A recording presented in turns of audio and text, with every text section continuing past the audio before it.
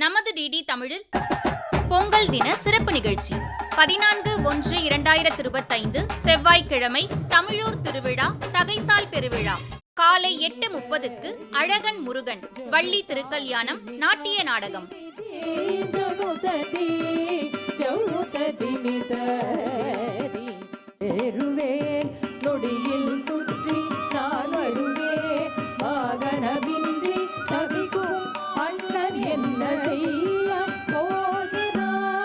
மானை தேடி வந்தேன், கண்ணில் மயிலை தேடி வந்தேன், அவ்வழகில் மங்கையை நாடி வந்தேன்.